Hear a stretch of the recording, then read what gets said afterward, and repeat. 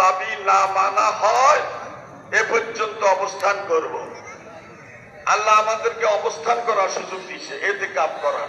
এটা হলো আল্লাহর দরবারে আমাদের দাবি নিয়ে বসে গেলাম। কার কাছে?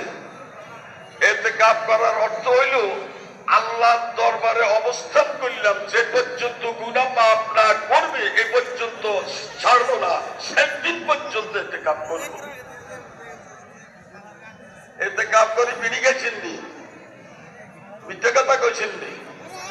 ইতিকাফ করি রাস্তা দিয়ে বেরিয়ে যেতে চাইছেন নি?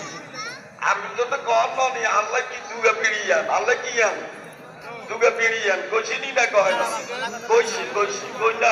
এরকম রিপোর্ট ঠাকুর হুজুর কাছে আছে। তার কাছে আছে, হুজুর কাছে আছে। তাইলে ইতিকাফ করি অর্থ আল্লাহর দরবারে গুনাহ মাফের জন্য অবস্থান করা। কি করা? এরিও টিলাই আমরা মানুষ আনগা, মানুষ দেন আছে এক কাঁচা দি, মানুষ দিছে একটা বিস্কেট দিছে। যাওয়ার সময় জ্ঞান করি দেন আছে। ইতিকাফ করার অর্থ কি? অবস্থান করা। কি পুরুষের লাই, মেয়ে লোকের লাই নাই? মেয়ে লোকের লাই বাজার কোনাই? পুরুষেরা ইতিকাফ করছে, কি করছে? মেয়ে লোকেরা বাজারও গেছে, কোনায় গেছে?